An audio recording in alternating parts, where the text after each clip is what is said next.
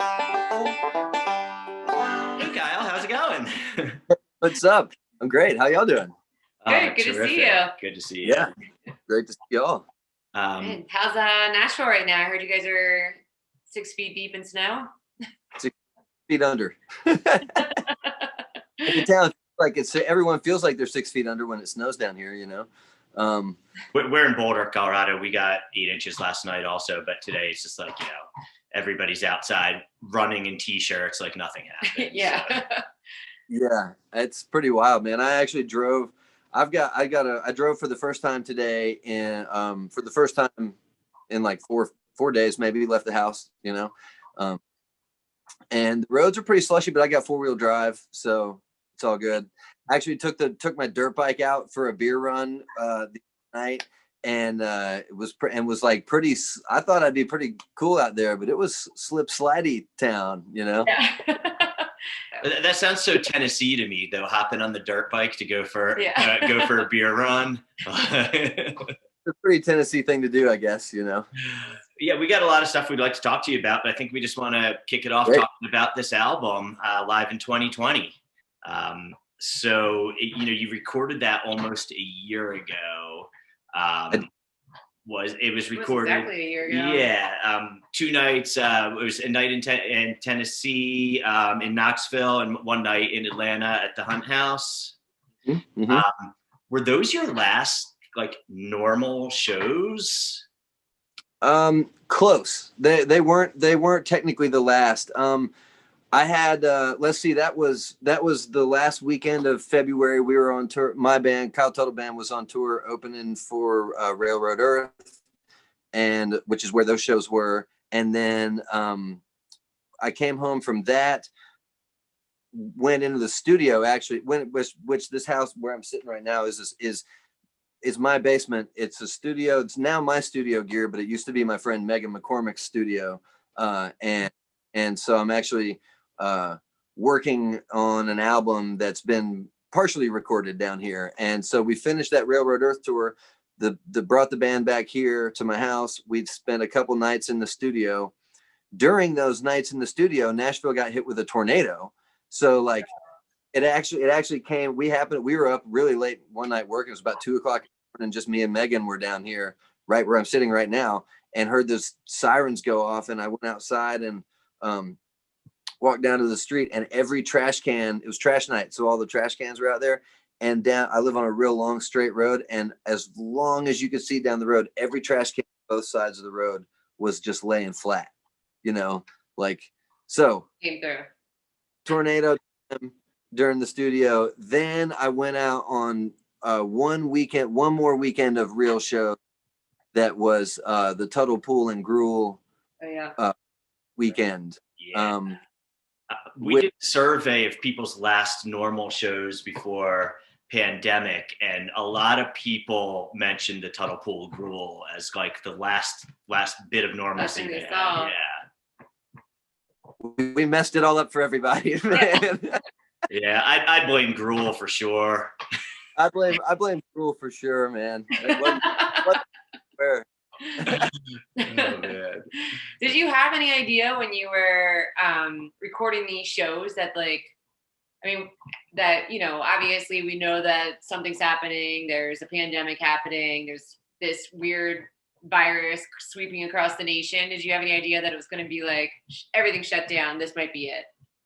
I was clueless, you know, and I will admit that I'm pretty bad about like living under a rock. Even in normal life, I'm not always always knows what's going on in the news person, you know. I'm pretty bad at being hip.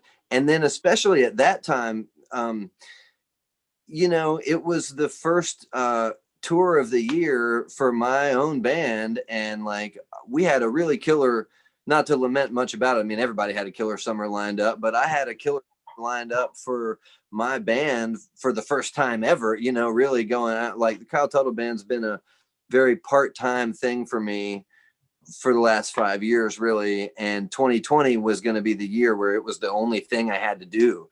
And I was really excited about that. So not only do I usually live under a rock, but I had been working so hard and was so tied up in in my own calendar and my own schedule, and just making sure I had all these things going that like I wasn't even aware of what the coronavirus was or COVID until the Tuttle Pool and Gruel weekend. And those dudes were talking about it. And I was kind of like, what's this business, you know? And we were kind of saying like, yeah, you know, do you think this is like, I remember riding in the van and being like, oh, do we think this is affecting us? Do you guys think this is affecting our ticket sales right now? And everyone was kind of like, I'm not really sure. It's hard to say. It's a beginning project, you know, so it's hard to know exactly what's going on. And then we came home from that, and 3 days later, we still haven't been out. Yeah. Right. And the shirts from that, I think they say the Tuttle Pool Gruel Super Spreader Tour. Again, we'll blame Gruel. It's okay. We blame Gruel, man. We actually had a funny joke. He had this bit going. You can leave this in or not if you want. But he was joking. He was crushing palomas. You know, the cocktail, like juice and tequila, I guess is what that is, or something. Yeah. That whole run, Adam was drinking so many palomas that by the end of it, he was like, he kept making this joke on stage. He'd be like, "Oh, folks, feeling pretty rough today. I've had the paloma virus this whole tour." Like, and man, we thought it was hilarious, you know, and no one else was laughing. Really. Well, I mean, I guess like looking back on the album now, I mean, and it sounds terrific, but do you get nostalgic already? It was only a year ago. It's not normal that a live album recorded a year ago would make you feel nostalgia, but that was unlike any year we've had. I mean, does it make you feel something now, like missing that? That's a good question, man. It's I don't know about nostalgia, you know. It makes me it's hard to say. It doesn't make me bummed out, you know. I mean, I pretty early on, not immediately, but you know, by midsummer was able to release my ego about the bumming, release my hurt ego about not getting to go do all the stuff that I had worked so hard to get to go do, you know, and that was especially personal. I know the world this thing is not, coronavirus isn't out for me personally, obviously, but it really stung, man, because it was getting my stuff for the first time. You know, I was going to really be out sort of on my own, doing my own thing, being my own boss for a whole year for the first time. Like I said, I've done that before, but not like that. So I don't know if it's not quite nostalgia, and it's not quite like frustrated, bummed out. But it's a little bit, you know, of both. It's like a hint of both of those things, for sure. And then like, but then also pretty excited, I think, you know, because like I love making music with these guys. I didn't even record these shows on purpose. It was a total, it's another part of the story we'll talk about later, I guess, how I even ended up having the recordings, you know, so. But hey, talk about it now if you like. I mean, yeah. Well, but I want to talk about the way it makes me feel, Jason. Oh, okay. I'm not done talking about my feelings yet. Right, yeah. Well, go on. But I think it does make me feel excited, you know, because the music is exciting. It's really upbeat. I mean, I personally think it pretty much kicks ass, you know. It's a pretty kick-ass version of my band, and that I'm excited about. Do you want to tell us about the band? Yeah, sure.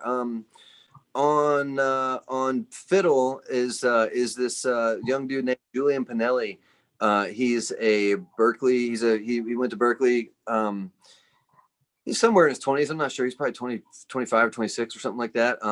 He went to Berkeley. He's just a monster fiddle player, you know, and he's super deep rooted in the traditional sound, which I really love. And then he's also willing to jams, you know, so that's really cool. He's a really good dude. So that's Julian Pinelli on the fiddle. On the bass is my buddy Ben DeBerry, who kind of fronts a band called the Danberries with his wife. And Ben's really a guitar player. So I kind of got him slumming it with me on electric bass. But but there's more to that than that. Like I really do actually like, for my band, I really like having him on the bass, because he sometimes kind of plays like a guitar player. So a lot of times he's playing with a pick, not all the time, but sometimes he's playing electric bass with a pick. He's not playing upright, he's playing electric bass. So bass guitar, and sometimes he's playing it with a pick, and he can be a very melodic player. He's not just a strictly bass line guy, because he's a guitarist, and he's a great lead guitar player too. So he's kind of like a Phil Lesh, or like he moves around a lot on the bass. And there's no guitar player in my band, so that's like a way that I sort of like to segue that zone, fill that zone a little with my banjo, and then with a little bit busier low end. Yeah, I've listened to the album. I've looked at the members of the band. In my brain, I know there's not a guitar player, but until you actually just kind of said that, I'm like, oh yeah. See, that's perfect. That's like the perfect. That's exactly what I want to hear. So I don't know if somebody hired you to say that to me, but no, nobody pays us. Trust me. Yeah, nobody pays.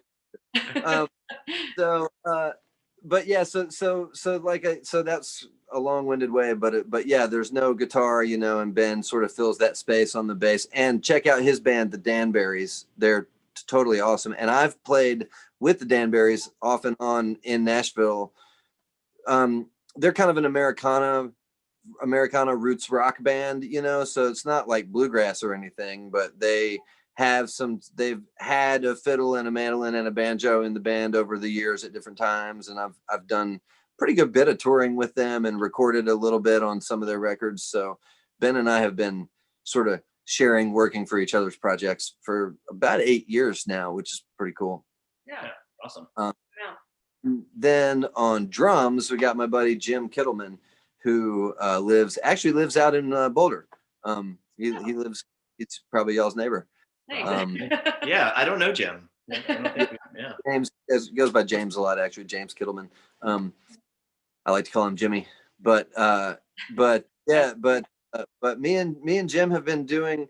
We were in a band called Fraser Band years and years ago. Back in 2013, we met working in that band together, and then over the years, I've just used him on as much things as I can. We get along great, both socially and musically. So it's a real treat to work with him, for sure.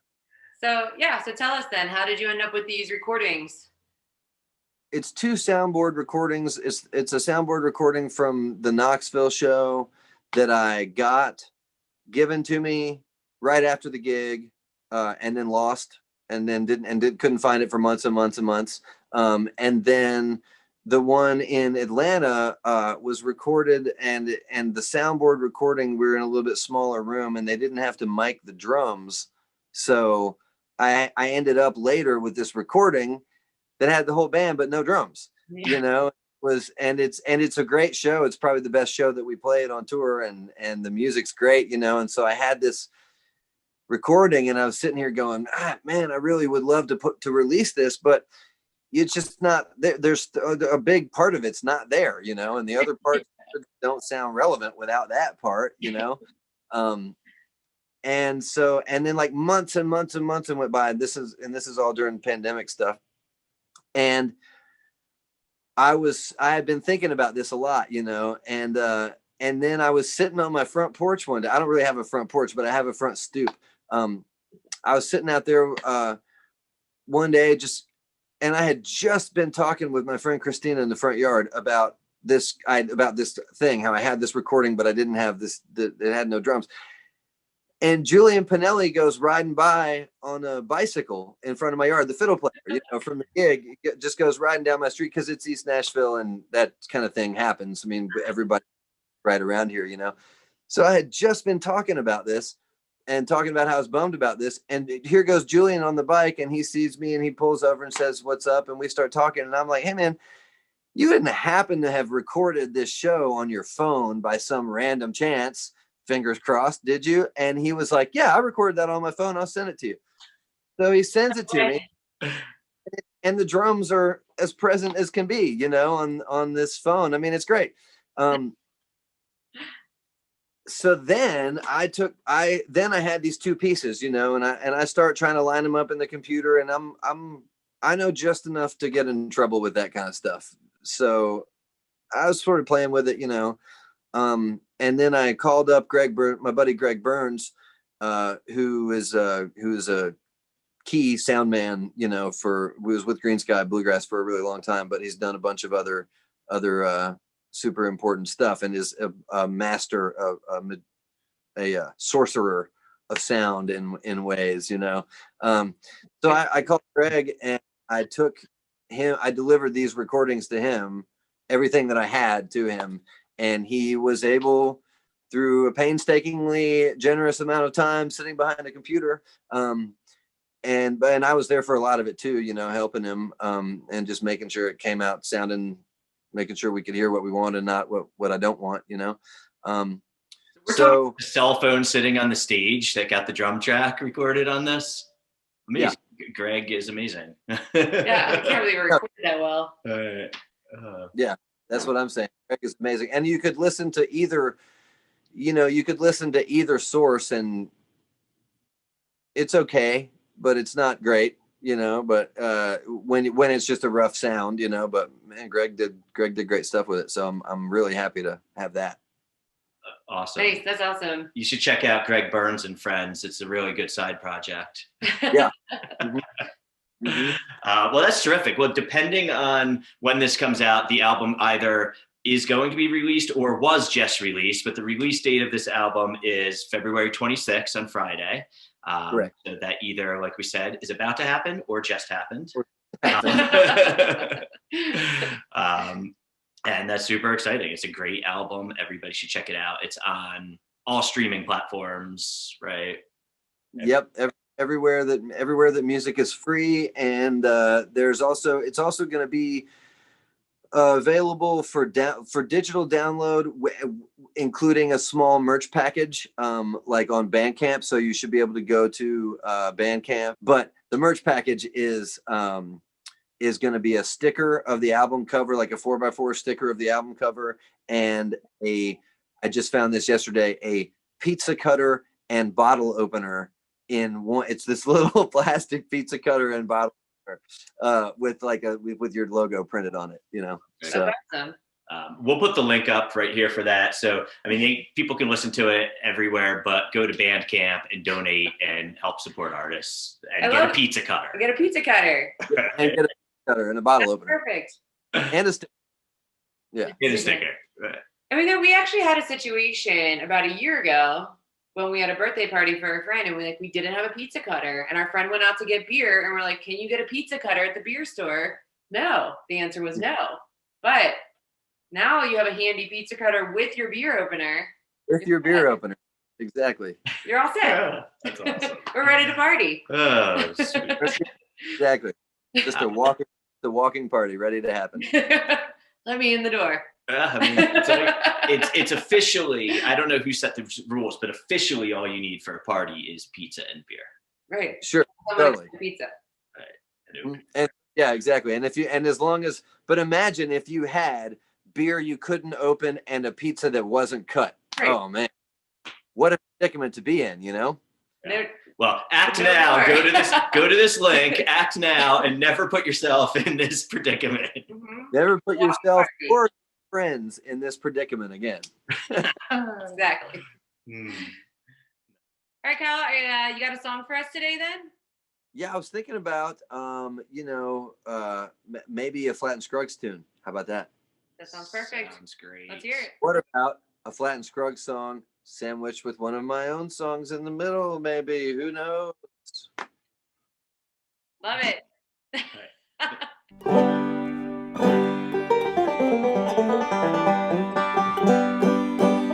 Yeah, it's hard to say what could be a favorite Flatt and Scruggs song if there was such a thing, but if there is one, this might be my favorite. And on a snowy day, stuck in Nashville, Tennessee, song about a little girl in Tennessee, I reckon, right? Whoa!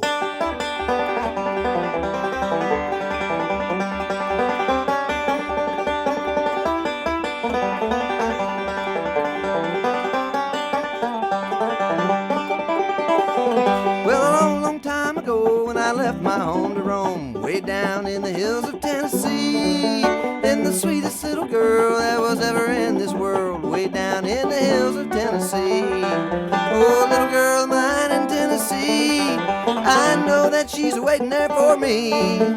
Someday I'll settle down in that little country town with that little girl of mine in Tennessee.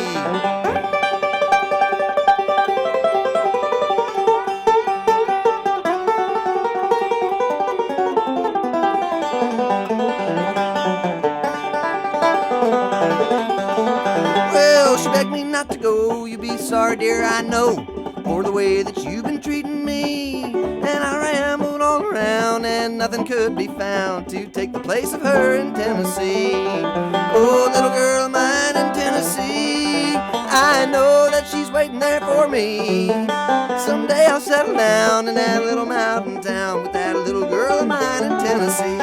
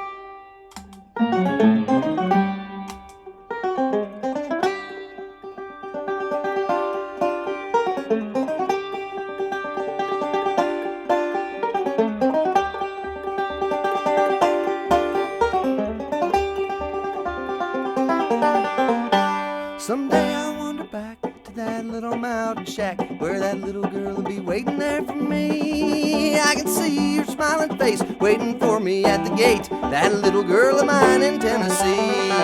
Oh, little girl of mine in Tennessee, I know that she's waiting there for me. Someday I'll settle down in that little mountain town with that little girl of mine in Tennessee.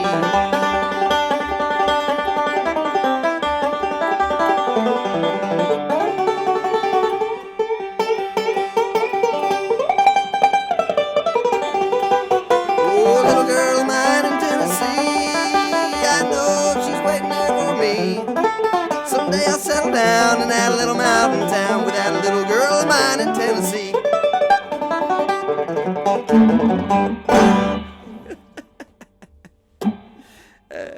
All right. Oh, that was awesome. Thanks, man. So good. Thank you so much for playing. That was great. Nice. Well, we also, to be honest, we don't know a ton about you, and we don't know that our viewers and readers and stuff know a ton about you. So we figured we'd also just kind of use this time to get to know Kyle Tuttle a little bit. Right. We know that I did a little snooping around, did a little homework. I know that you grew up in northern Georgia. I did. I don't know what town that was. Where Cumming, Cumming, Cumming, Georgia. Ah, okay. I'm sure they have nice T-shirts from that town. Yeah. They do. The Mellow Mushroom. When I was a kid, there was a Mellow Mushroom there. It's not there anymore, but it said their shirt. Their everyone that worked there, the staff shirt had their logo on the front, and on the back in big old letters, it just said "I love Cumming." Oh, nice. Oh my gosh. Of course. You gotta do something with that. Well, Kelly, we're both from Pennsylvania, but different parts. But Kelly's from the part of Pennsylvania that has town names like Blue Ball and Intercourse and all that fun stuff. So yeah. Make a lot of money off of that. Well, what was it like growing up in Cumming, Georgia? What was your youth like there? I started playing guitar when I was a little kid, so I was kind of like a punk rocker or metalhead coming up in a conservative place, so that's like you sort of got your work cut out for you in that department. You get in trouble? I got in trouble a little bit, a couple of times, but nothing too terrible, mostly just at school with administrators and didn't like punk kids with spiky hair and stuff like that. But and a couple of times with the law and stuff, but not really just nothing to speak of, we'll watch that part. But it was all right, man. I grew up in going camping and fishing and hanging out outdoors and stuff like that. I mean, doing a lot of that stuff too. Even the punk rock kids got to do that because there's no place to hang out and drink beer except out in the woods or in the middle of a pasture to get away from everybody. So that's kind of, skateboarding and playing guitar and stuff like that was my bag until I was about 16. And then I started to get into the Grateful Dead. And then I sort of got right around that same time exposed to bluegrass sort of from another avenue, they kind of hit me from two different directions. And then I kind of realized that there's a connection between these two, both of these things, these new and cool things in my life are turned out to be more connected, than I had originally thought. So what were you listening to before that? You said a little punk, a little metal, like what was 14-year-old Kyle having in the tape deck or the Walkman or whatever? Man, I loved Ozzy Osbourne. I was a big Ozzy fan. I mean, and I liked Sabbath, but I really liked Ozzy post Sabbath. Okay. Like when he had Randy Rhoads in the band, those first couple of albums, Diary of a Madman and Blizzard of Oz, I think, are the ones with Randy Rhoads guitar. That was some of my favorite stuff. I liked early Metallica. This was like before Reload. This was like before Load and Reload came out. Those Metallica albums, Mm-hmm. So like I think Load probably came out when I was like 14 or something like that. Which a lot of people claim that's like the end of Metallica being cool. So I was into that stuff. I thought Lars taking down Napster was the end of Metallica being cool, but that was totally the end of Metallica being cool. Yeah. But I was also listening to like Crass and the Dead Kennedys and the Subhumans. I mean, I also love Jimi Hendrix and Leonard Skinner. I don't know. I was a kid. I liked all kinds of things. Right. Yeah. So around 16, 17, you discovered the Dead and bluegrass kind of at the same time. Yeah. And because one of my punk buddies had sort of got into the Grateful Dead and Widespread Panic and started showing me some tapes, playing me some live tapes. And in 10th grade, I met, I was like the long-haired hippie kid I was like the long-haired hippie punk rock kid, at my school. And in 10th grade, another long-haired hippie punk rock kid came to my school. So now there's two of us, Flash, or were you friends? Oh, we were like immediately best buddies. We're still great buddies. Awesome. And he was a guitar player. He's a killer guitar player. His name's Ian Newberry, and he lives in Atlanta still. And he's been a sideman in every band in Atlanta. He's an amazing electric guitar player. And he's actually a big part of why I play banjo, because Ian and I became buddies. He started exposing me to more Grateful Dead and jazz stuff, and I was showing him more punk rock and metal stuff. And so those worlds kind of combine, that's where that all sort of mixed up. And then we both sort of discovered bluegrass together, and we're working on that stuff. And he is a really good guitar player, and he was picking up the hot licks on guitar faster than I was. And right around that time, my grandparents had this old banjo and that nobody played, but they just had it, and so they gave it to me. So I learned a little bit on the banjo, and Ian was playing the guitar, so then we could jam, and it was a little bit cooler than two guitar players or whatever, so that's sort of how the whole thing happened for me, When you first picked that banjo up, I mean, you'd been playing the guitar for a while at that point. Was there an instant connection or anything? Man, the first time, the very first time that I picked this thing up, it went. I was like, that was it. I put the picks on. It was like figured out a few things, and then I remember the first little thing in the book I figured out was.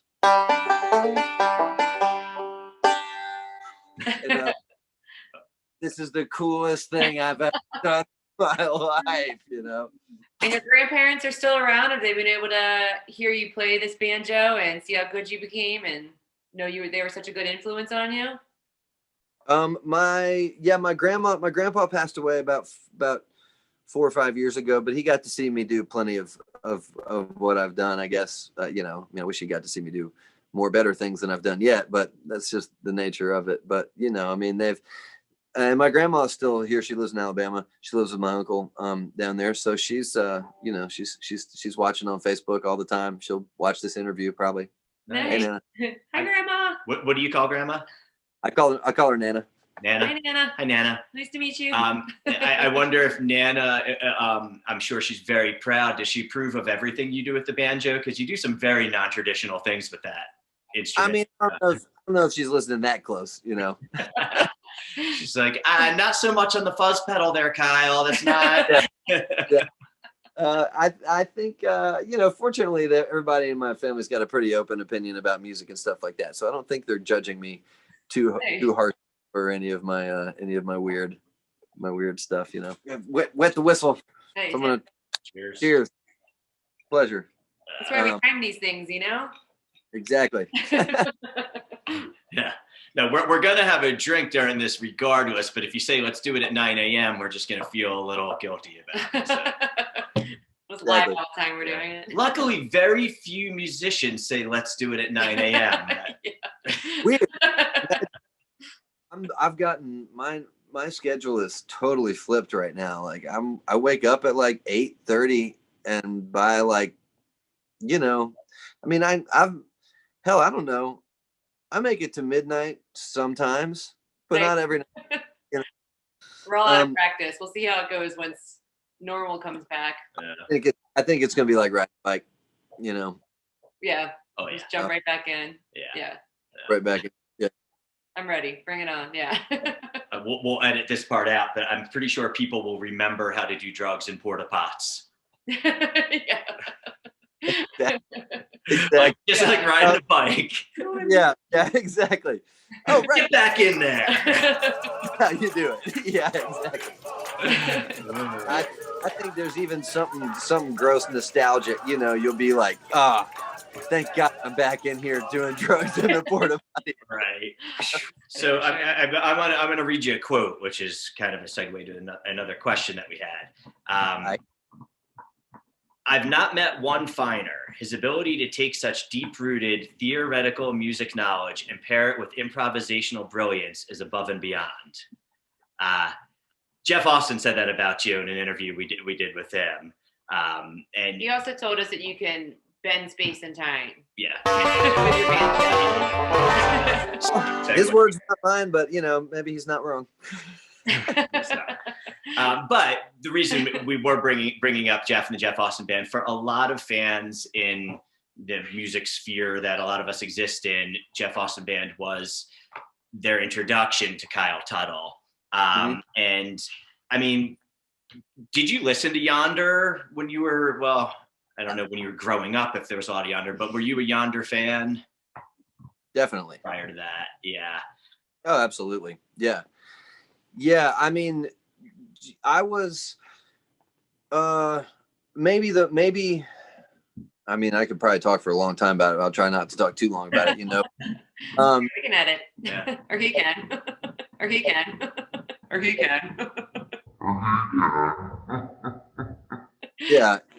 But I kind of, so maybe one part I left out about being a teenager and getting into all this stuff and the connection with the Grateful Dead and bluegrass and all that was that kind of like, because I figured we'd probably get to it here, is that like, I was growing up in Georgia. There's bluegrass all around me. I mean, I grew up in a place that's steeped in that music for sure. And my buddies' dads played, and I mean, I'd been hearing fiddles and banjos and all that stuff. And I thought that music was cool and neat, but it didn't. I was a punk rocker, and I didn't. And then I got into the Grateful Dead, realized that there's that bluegrass connection. Now you got some hippies in bluegrass. But even that was like, okay, well, that was, I had the Old and in the Way album, and I was listening to that, and I was like, this is cool, but that shit was a long time ago. To me, I couldn't go see Jerry play the banjo in 2002, when I'm getting into this. I could go see the Del McCoury Band. I could go see Ricky Skaggs and Kentucky Thunder. I could go see Danny Paisley. I could go see these bands. But it was like, how does that fit? Those guys are in suits and ties and they're singing about Jesus. Like, how am I gonna? Where do I fit into this? You know what I mean? And then here comes the Yonder Mountain String Band.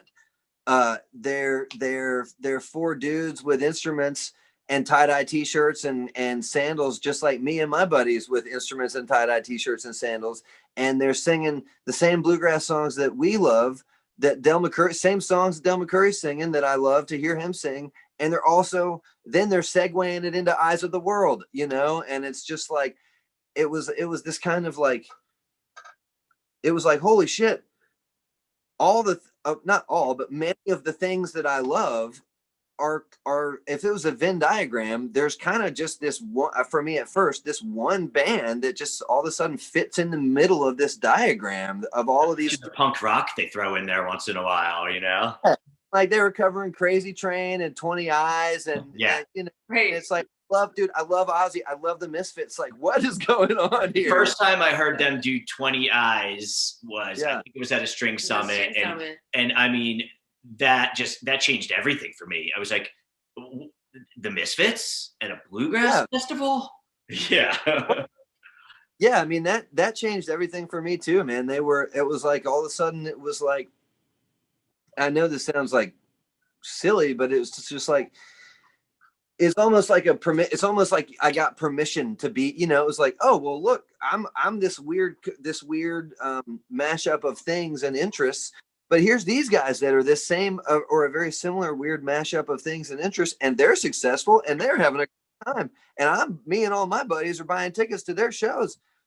If they can do this, it's okay for me to do this. I mean, essentially, that's the way it felt to me at the time, and so they were like big time influential for me, both in combining musical worlds that I already appreciated on their own, and like I said, almost in like a way of like, well, hell, man, if these guys can go out here and wear tie-dye t-shirts and jam with their buddies, I mean, I was already doing what they were doing before I heard of them. A lot of people were. I mean, it's one of those things. There's nothing really unique about that. I mean, you look at the bands that now are the infamous String Dusters and now are Green Sky Bluegrass. They were all just like me, doing this same stuff, jamming Grateful Dead songs, and then all of a sudden here comes Yonder and made it okay for all these guys to do what they and made it okay for all of us to listen to bluegrass music. I mean, when I tell my mom, don't listen, Mom. When I tell my mom I'm going to a bluegrass festival, she's thinking like down south where my grandma grew up, Galax, Virginia Bluegrass Festival. I'm like, that's what's happening, Mom. Right. Nothing else is happening. That's in the it. It's all bluegrass. Yeah. I mean, that was so in that way, that band, the Yonder Mountain String Band, was very influential to me. Sure, I was a big fan. And then, the same effect they had on a lot of other people. Like, I started to figure out, like, oh, well, actually, Larry Sparks sings this song before Ben Kaufman sang it. Larry Sparks sang it, and he actually sings the shit out of it, So, and like, and like, oh, well, half of the sets they're playing are half John Hartford music. So then I discovered John Hartford and go down that whole rabbit hole, and I discovered more things. Getting a phone call from Jeff asking me if I want to come out and play some dates on the road with him was beyond a surreal experience. You know what I mean? It's like, and at that point, it's not like I'm like starstruck or nervous. I mean, it was just recognize the influence and the history you've had. Yeah, and like I don't know, man. I mean, like you've been Jeff, so you've spent time spoken to him, but I mean, you might be able to share a similar sentiment. I had listened to tapes of that man's voice so much. I had listened to him singing and talking between songs so much as many years ago. And seen him live, been in the room, heard his voice over the speakers, the first time that I heard it coming through my phone was just like, this just can't be, like, it's not supposed to be like that. You know what I mean? It's like, it's not supposed to be like this, but it was wild. It really was. Like that, like talking to him all of a sudden, and it was just like, yeah, you want to come do these dates? Like, yeah, sure, I'd love to. I'd be happy to, and then so I went out and did the thing, and Jeff loved food. He loved the Cubs. He loved small talk. He didn't love practice. He didn't rehearse these things. Like, I showed up to the first gig. We'd never practiced, and my first gig was in Pittsburgh at the Rex Theater. Which has since closed because of COVID. God damn it. Pour one out for the Rex, man. I'm so bummed out about that. But my first gig was in Pittsburgh at the Rex, and there was a snowstorm that day, and it took them forever to get to the long, complicated, unnecessary story of both of us finally getting to the venue much later than we thought, and it was relatively stressful. And then, I call him. Jeff comes back to the back door, opens up, lets me in the door. We go in there, talk about sandwiches and Thai food and tacos or whatever the heck for a little while. And then we grab our instruments and then we go walk to the stage. And then he's like, yeah, by the way, did you happen to learn the kickoff to Half Moon? And I was like, man, I learned when I was 17, like, this is just so strange, but again, it wasn't strange. It was like, I was ready for that, man. I've been ready for that for years, so getting on the stage with him the first time, was pretty wild experience. But again, it's like, what, I wasn't uncomfortable. I mean, it was just like, cool. I know, I've heard this guy. I know what he does. I know what he needs. When he looks at you, when you're on stage with him and he looks at you, Jeff brought so much energy to the stage. That's the level of just, I mean, the level of what's going on is he's right there riding that fader all the time, making sure that that the energy is right up there. And now it's time for your solo, and he's looking at you and he's giving it to you. And it's like, what are you going to do? Are you going to hunker down and just try and do your best, or are you gonna like find this new place, where you're not afraid? I mean, there's no fear. There's no like, oh, am I gonna do that? Am I gonna do a good job? Am I gonna be able to do well enough? Like, that is not the attitude. You think Jeff is thinking, am I gonna do well enough? No, that's just like, I mean, where he was. And like, when someone gets in, I mean, I got the dude's like flinging his sweat crazy eyeballs on me and getting me right in your face. Like, all right, man, I can do this, Yeah. I can deliver that. One of the best shows, not one of the best Jeff shows, not one of the best, just one of the best shows I've ever seen was you guys with the Jeff Band at Schmiggity's late night after Wondergrass. I mean, all of you guys, and we were all front row, me and Kelly, our friend Amy, like, I mean, like, everyone's just, obviously this is pre-COVID, everyone's just dripping sweat all over everybody. Right. Like, packed in there. Oh my God. We'll get back to packed in places like that. Like, it's going to be a while, but it'll feel good to be sweaty with strangers again someday. I'm so ready to hug a stranger and get sweat on me. I'm doobie with a bunch of hippies that I've never met. I mean, come on. It's just like, that's it.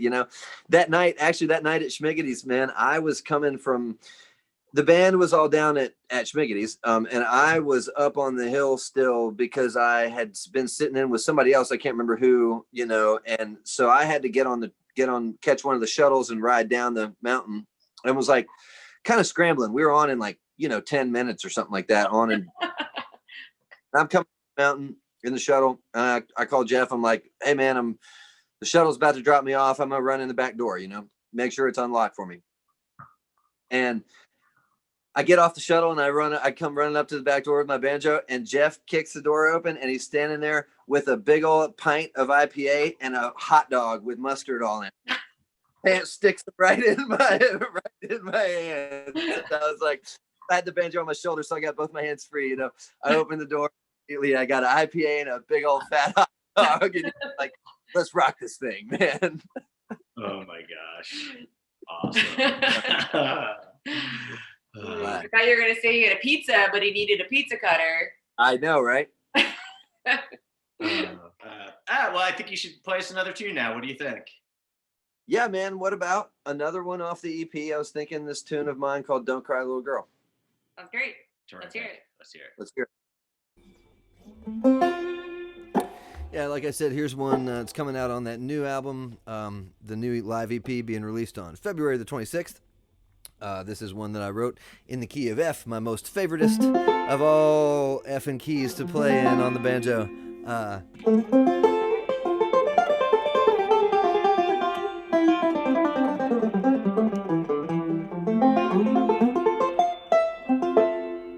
It lays out really nice. Key of F, one I wrote called Don't Cry Little Girl.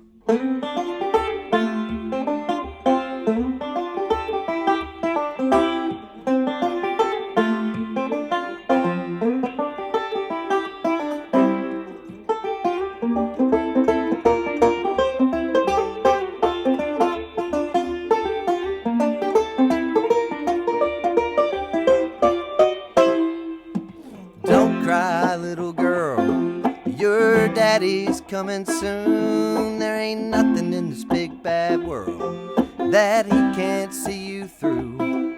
You might be standing at the bottom of a mountain and you think that it's too steep to climb. You're gonna get there, little darling, all good things in all good time.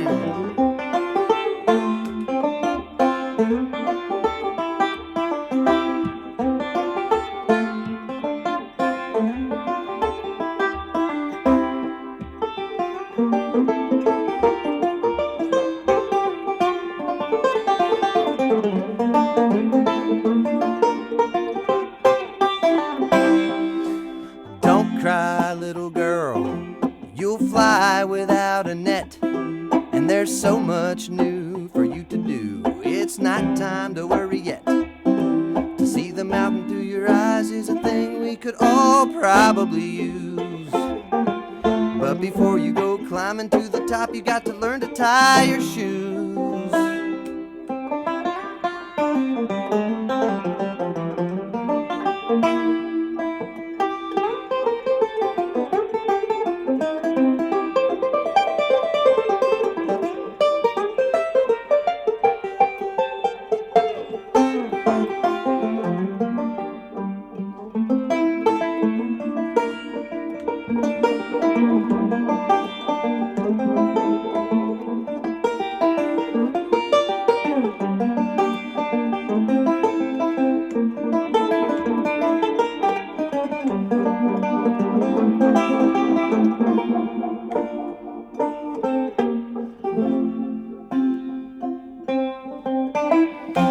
To see the captain, strangest I could find, laid my proposition down, laid it on the line.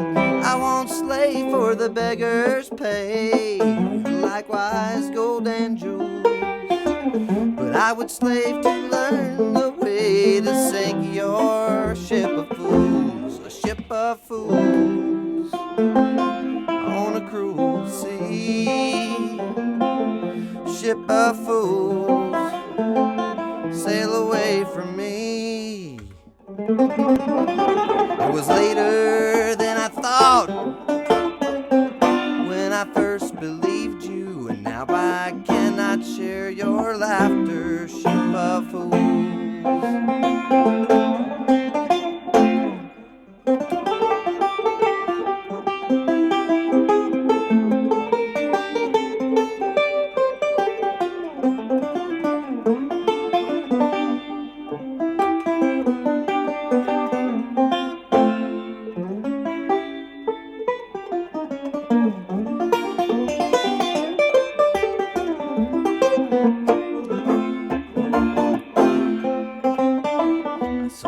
Ship just sank and drowned from the rocking of the boat. All that could not sink or swim was just left there to float. I won't leave you drifting down, Lord, it makes me wild. With 34 years upon my head, to have you call me child. A ship of fools on a cruel sea.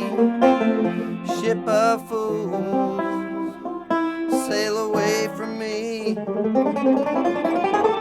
It was later than I thought when I first believed you, and now I cannot share your laughter. Ship of fools.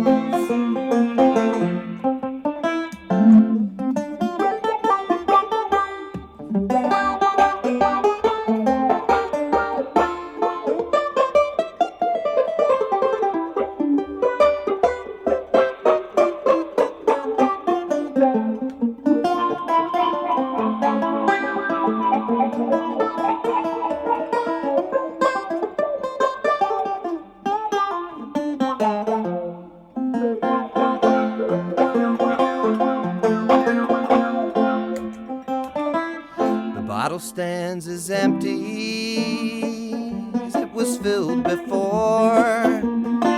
Time there was and plenty, but from that cup no more.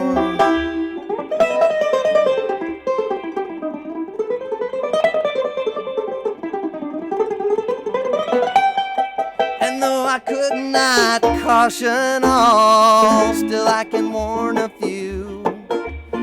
Don't lend your hand to raise that flag atop no ship of fools. A ship of fools on a cruel sea. A ship of fools, sail away from me. It was later than I thought, oh, when I first believed you, and now I cannot share your laughter. Ship of fools, oh, I cannot share your laughter. Ship of fools, oh, I cannot share your laughter.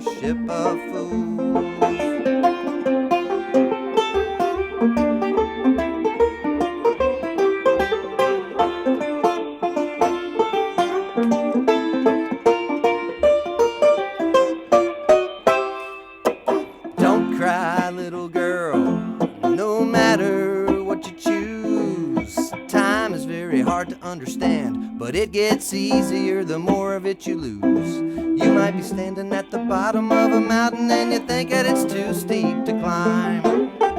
You're gonna get there, little darling, all good things in all good time. So don't cry, little girl, your daddy's coming soon. There ain't nothing in this big bad world that he can't see you through.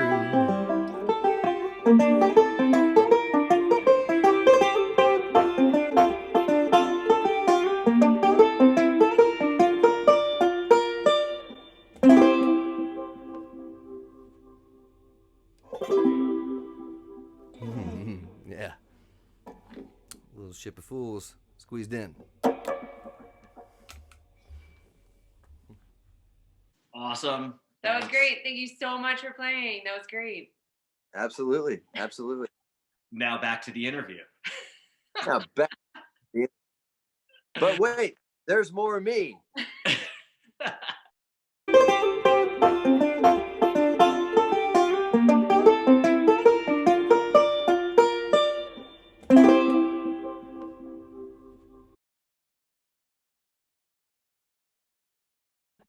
Rock and roll. Well, thank y'all so much. I will talk to you soon.